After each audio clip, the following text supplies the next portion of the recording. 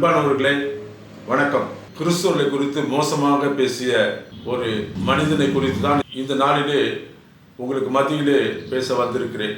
கிறிஸ்துவல் என்றாலே சிலருக்கு வயிறு எரியும், சிலருக்கு பொறாமைப்படுவார்கள், சிலர் கேவலமாய் பேசுவார்கள், சில மதவாதிகள் கடுமையான வார்த்தைகளிலே பேசுவார்கள். ஆனால் நான் சொல்லுகிற இந்த மனிதன் மனித குலத்தை சார்ந்தவன் அல்ல, ஒரு ஜந்துவை போன்ற ஒரு மனிதன். இவனை குறித்து பேசக்கூடாது என்று அநேக நினைப்பேன்.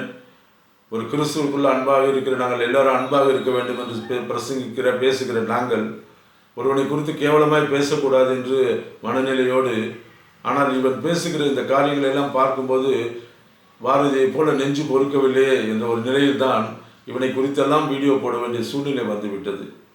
யாரை குறித்து உங்களுக்கு மத்தியில் பேச விரும்புகிறேன் என்பதை தொடர்ந்து இந்த காணொலியை பாருங்கள், உங்களுக்குள்ளே புரிந்துவிடும். இந்த காணொலியை முதலாக பார்க்கிறவர்கள் தயவுசெய்து இதை சப்ஸ்கிரைப் செய்து வைத்துக் கொள்ளுங்கள். இந்த காணொலி உங்களுக்கு பிடிக்கும் என்றால் இதை தொடர்ந்து சப்ஸ்கிரைப் செய்து எங்களுக்கு ஆதரவு கொடுங்கள். மற்றவர்களுக்கு இதை கொண்டு போய் சேர்க்கும்படியாக உங்களை அன்புடன் கேட்டுக்கொள்கிறேன். எங்களுடைய சேனல், பழைய சேனலை 45,000 பேருக்கு மேல் இருந்த அந்த சேனலை ஒரு ஹேக் பண்ணி அதை எடுத்து விட்டதால் எங்களுக்கு இப்போது புதிதாக தொடங்கப்பட்ட சேனல் என்பதாலே தொடர்ந்து இதை சப்ஸ்கிரைப் செய்து எங்களுக்கு ஆதரவு கொடுங்கள். வேகமாக அதிகமான வீடியோக்களை நாங்கள் போட இருப்பதால் இதை தொடர்ந்து நீங்கள் சப்ஸ்கிரைப் செய்து கொண்டு மற்றவர்களுக்கு அறிமுகப்படுத்தினால் மிக சிறப்பான பல வீடியோக்கள் உங்களை வந்து சேரும் என்ற நம்பிக்கையிலே தொடர்ந்து ஆதரவு கொடுத்தவர்களுக்கு நன்றி. இந்த காணொலியிலே குறைந்தது ஒரு 5,000 பேராவது இதை சப்ஸ்கிரைப் செய்வீர்கள் என்று நம்புகிறேன். யாரை குறித்து பேசப் போகிறேன் என்றால், மாரிதாஸ் என்ற ஒரு மடையன் என்று சொன்னால் கூட அவனுக்கு பொருத்தம் இல்லை. அவன் ஒரு ஜந்து, அது மடையன் கூட இல்லை. ஏன்னால் மடையன் என்றால் ஒரு முறை தவறு செய்தால் இன்னொரு முறை திருந்து விடுவான்.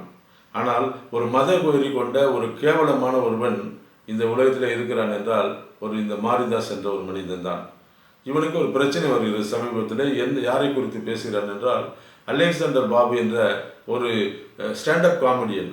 அவன் ஒரு கிறிஸ்துவன் ஸ்டாண்டப் காமெடியன். அவன் ஒரு காமெடியை செய்கிறான். அதை பார்த்து மக்கள் அநேகர் ரசிக்கிறார்கள். அந்த காமெடியனுக்கும் இவனுக்கும் தான் பிரச்சனை. இப்போ இவன் சொல்கிறான், அவன் யாரை குறித்து பேசினான் அந்த காமெடியன் என்றால் நரேந்திர மோடியை குறித்து அவன் பேசுகிறான். நரேந்திர மோடியை குறித்து ஒரு ஸ்டாண்டப் காமெடி பாருங்கள். ஒரு நிமிடம் போடுகிறேன், பாருங்கள். ஃபண்டமெண்டல் ஆஃப் பெர்ஃபார்மிங் ஆர்ட்ஸை நல்லா புரிஞ்சுக்கிட்டு பெர்ஃபார்மன்ஸை கன்சிஸ்டண்டாக அடித்து தூக்குறது யாருன்னு பார்த்தீங்கன்னா, in politics I am saying I have been வாட்சிங் it for 10 years now, 12 years now. Ji only அடிச்சுக்கவே முடியாது.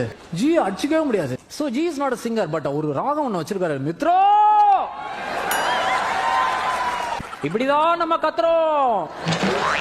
மே the force be with you மித்ரோ, இப்படி சொல்லியே எல்லாத்தையும் வித்துருவோம். யாராவது என்ன சொன்னா என்ஃபோர்ஸ்மெண்ட் அனுப்பிச்சு எல்லாரையும் வாயின் போத்துறோம். என்ன பெர்ஃபார்மன்ஸ், எல்லாமே எல்லா பெர்ஃபார்மன்ஸ். இதை பார்த்த உடனே இவனுக்கு வயிறு பற்றி எரிகிறது. என்ன காரணம்? நரேந்திர மோடியை அவன் தவறாக சொல்லிவிட்டான். என்ன சொல்லிவிட்டான்? நரேந்திர மோடி நாட்டை விற்கிறார், மித்ரோ என்று பேசுகிறார். காமெடியன் அவன், காமெடிக்காக இதை செய்கிறான் என்றால் இல்லை, அவனுக்குள்ளாக உள்ள வஞ்சகம் வைத்திருக்கிறான். அவன் சொல்லுகிற குற்றச்சாட்டை பாருங்கள், எவ்வளவு கேவலமானவன்.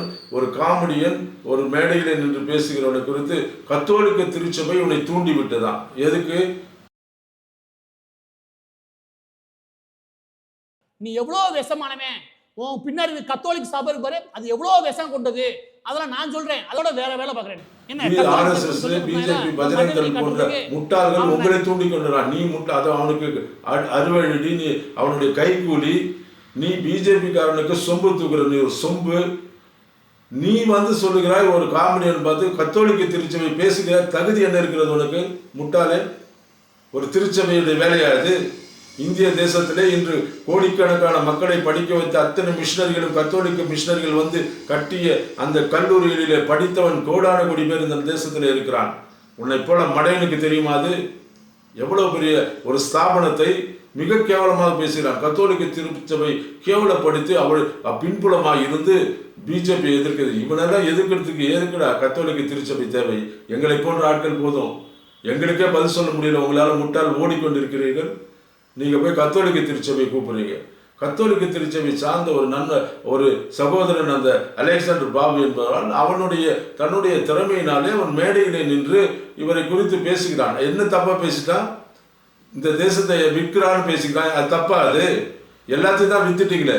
234க்கு மேற்பட்ட பொது உடைமை நிறுவனங்களை வித்துட்டீங்க. விட்டுருந்தா இங்க இருக்கிற என்எல்சியை கூட வித்துட்டு போயிருப்பீங்க.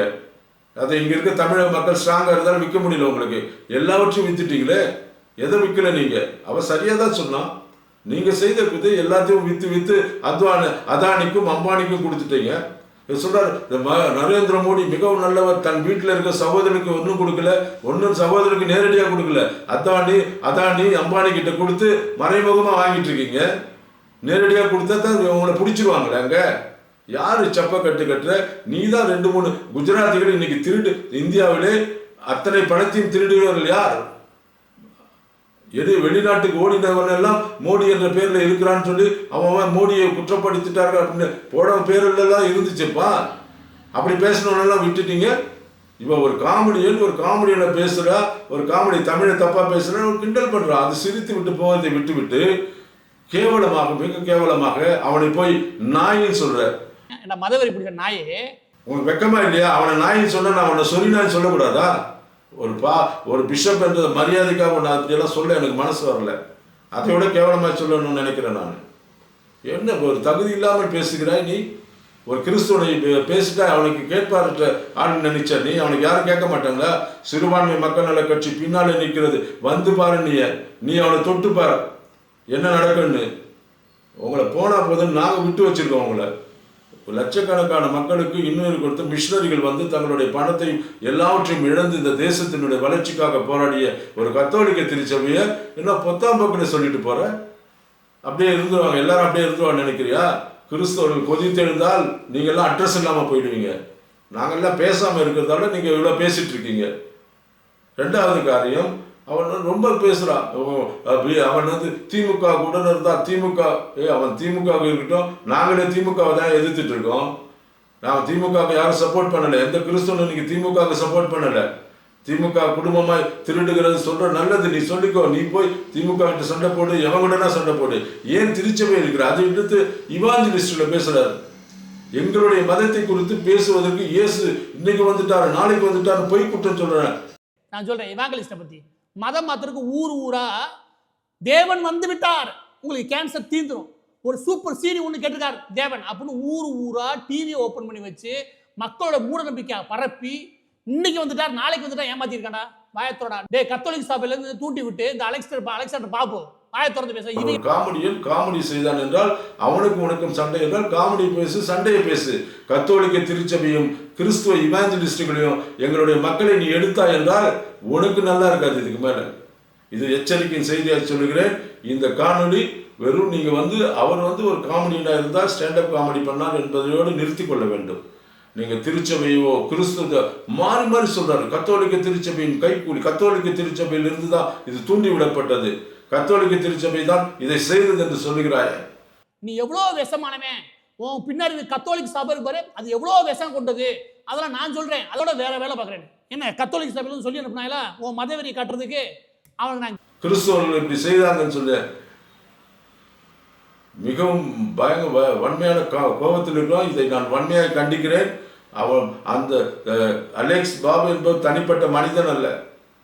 அவர் ஒரு காமெடின்னு நினச்சி நீ பொண்ணு ஏதாவது செய்துட்டு சொல்லிட்டு போலான்னு நினைக்காதீங்க. நீ மட்டும் இன்னொரு முறை இப்படிப்பட்ட காரியத்தை நாங்கள் பார்த்தால் மிகப்பெரிய ஒரு போராட்டத்தை உனக்கு முன்பாக ஏறெடுக்க நேரிடும். கிறிஸ்துவர்கள் கொதித்தெழுந்து உங்களுக்கு விரோதமாக வருகிற அந்த தேர்தலில் பிஜேபிக்கு சரியான ஒரு காரியத்தை நாங்கள் வைப்போங்க. தமிழ்நாட்டில் நீங்கள் எப்படி என்ன பண்ண போறீங்கன்னு பார்த்துறோம். நாங்கள் எத்தனை ஓட்டு வாங்கி பார்க்குறேன். டெபாசிட்டி இருக்குது அது ஒரு தொகுதியில் கூட. எச்சரிக்கையாக சொல்லுகிறேன், சிறுபான்மை மக்கள் நல கட்சியின் சார்பாக பிஜேபியை டெபாசிட் இழக்க செய்வோம். இதுதான் கடைசி எச்சரிக்கை. நன்றி, வணக்கம்.